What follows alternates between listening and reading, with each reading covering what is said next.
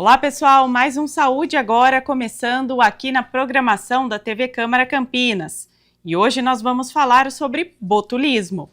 Um grave surto de botulismo registrado na Itália relacionado ao consumo de sanduíches com recheio de brócolis contaminado deixou 2 pessoas mortas e outras 17 internadas. A doença causada pela toxina botulínica é considerada uma das intoxicações alimentares mais perigosas. Quem vai explicar tudo sobre esse assunto é a médica perita Caroline Daitis, especialista em medicina legal. Doutora Caroline, muito obrigada pela sua participação aqui no Saúde Agora. Seja bem-vinda. Eu que agradeço poder falar um pouco sobre esse assunto aqui, que com certeza ajuda a trazer um alerta, né, e prevenir que casos como esse não aconteçam aqui no Brasil também. Tá certo. Doutora, vamos falar então primeiro o que é o botulismo, né? O que ele causa, quais são as principais características? É uma doença que ela causa paralisia dos músculos. Então, até a gente pode fazer uma analogia com a toxina botulínica, o Botox, né, que é muito comum aí em procedimentos de estética. Ele é utilizado para paralisar a musculatura. Essa é a mesma toxina, tá? Só que aplicada de uma forma diferente, com outros procedimentos. E essa toxina, ela é proveniente de uma bactéria, tá? Clostridium botulinum. E essa bactéria, ela pode ser encontrada, né, de diversas formas na natureza, mas o mais comum é principalmente em conservas, né, então mal acondicionadas, em carnes curadas também, e então esses alimentos, quando consumidos, né, não necessariamente a bactéria em si, mas a toxina que ela produz, ela pode ser letal. E claro, nesse caso da Itália, a gente teve aí várias pessoas contaminadas. Então, trouxe a suspeita de uma contaminação por serem várias pessoas com o mesmo sintoma. O grande problema é quando a gente tem uma pessoa apenas com uma sintomatologia que muitas vezes demora para acontecer o diagnóstico, e aí isso pode piorar, então, a recuperação. Essa doença, ela pode ser contraída de outras formas, né? Se não pela via aí dos alimentos? Sim, tem outras formas também, através de feridas, crianças também, abaixo de 2, 3 anos, através do consumo de mel. Então, tem também uma forma intestinal, e o principal é a gente entender, né, o mecanismo que acontece, né, dessa paralisia muscular, de sintomas que essa pessoa vai iniciar, que podem começar de 2 a 10 dias após o contato, e esses sintomas eles vão causando a paralisia dos músculos. Então, pode trazer visão dupla, paralisia da musculatura, até chegar na paralisia dos músculos respiratórios, né? E a pessoa fica com consciência nesse período. Então, o mecanismo principal, né, de paralisia e a necessidade de suporte médico intensivo nesses casos, né, para tomar os devidos cuidados de tanto fazer a neutralização dessa toxina, quanto dar o suporte adequado, muitas vezes até respiratório, para essa pessoa. Doutora, além desse sintoma da paralisia, existem outros sinais, né, que a doença começa a dar, assim, logo nas primeiras horas após a infecção? Então tem relatos de boca seca, a visão dupla, dificuldade para engolir, todos esses sintomas são relacionados à fraqueza muscular, né? Porque a gente tem no nosso corpo, em diversos locais, os músculos, tanto que são os voluntários quanto involuntários. E aí esses sintomas vão se relacionando a diversos sistemas do corpo. Mas os primeiros, né, que a gente vai sentir é essa fraqueza, a dificuldade de engolir, a visão dupla, e aí isso é uma dificuldade, porque outras doenças, às vezes, outras intoxicações, né, podem se confundir com esse quadro. caso das crianças, os sintomas, eles podem ser diferentes, né, com relação aí aos adultos? Eles podem ser até mais intensos? Qual que é a principal orientação para os pais, para que fiquem, né, bem alertas quanto, por exemplo, no consumo aí de mel? Quais são os cuidados necessários com relação a esse alimento, por exemplo? A orientação é não consumir. Crianças abaixo de 2 anos não devem consumir mel. É, é, é, é, não é seguro, né? Então, ter esse consumo. E as crianças, muitas vezes, elas podem ter até mesmo esses sintomas, né, de fraqueza muscular, e isso ser confundido com outros diagnósticos, algo que piora, atrasa ainda mais, ou muitas vezes ela não tem o diagnóstico.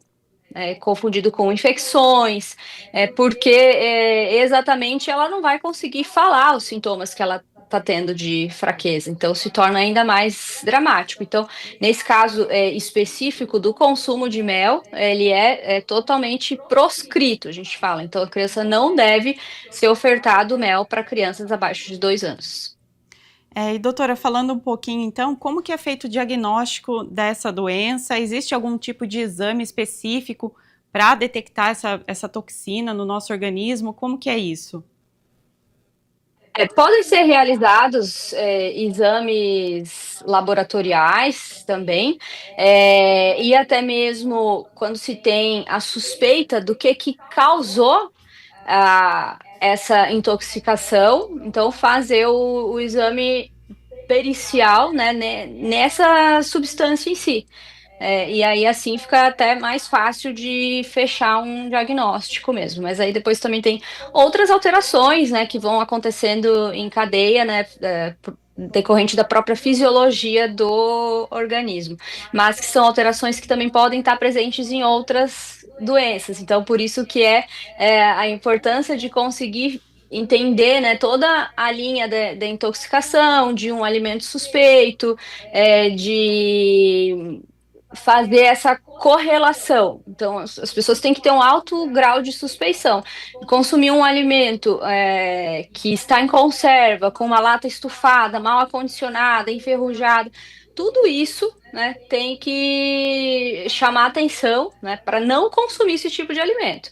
E aí, se muitas vezes a família, né, tem ideia, né, de uma pessoa que às vezes mora sozinho e tem condições inadequadas de higiene, que pode ter consumido algo que não está dentro dos padrões. Então, trazer esse relato para a equipe médica é muito importante, porque, como eu falei anteriormente, num caso em que várias pessoas são contaminadas, e que é difícil, né, a gente ver esse tipo de caso, mas acaba sendo um pouco mais fácil de entender. Poxa, se a gente tem várias pessoas com o mesmo sintoma, existe algo aqui que tem que ser investigado melhor. Quando a gente tem uma pessoa só, pode ser uma doença que leva um tempo a mais para que as equipes consigam ter a suspeita desse diagnóstico. Doutora, até queria que você falasse um pouquinho sobre as complicações que a doença pode trazer se não tratada corretamente, ou se a pessoa não procurar atendimento médico com urgência, se ela pode, inclusive, matar. É uma doença bastante letal, pela paralisia muscular, então, de chegar a paralisar a musculatura respiratória. E chegando nesse ponto, se ela não tem o suporte adequado, é extremamente perigoso em virtude da parada respiratória. Então, sem movimentos respiratórios, por mais que ela esteja consciente, ela queira respirar, ela não consegue por essa paralisia. E aí esse é o sintoma mais dramático, né, e que está diretamente relacionado ao óbito. E as formas de prevenção, então, seriam esses cuidados que você mencionou. Ficar atento à preservação dos alimentos, principalmente quando a gente vai até o supermercado e encontra aquelas latas, né, um pouco amassadas. É recomendado, então, não consumir, não pegar essas latas, né? Escolhe outra que está em estado mais, né, conservado, adequado, é isso, doutora?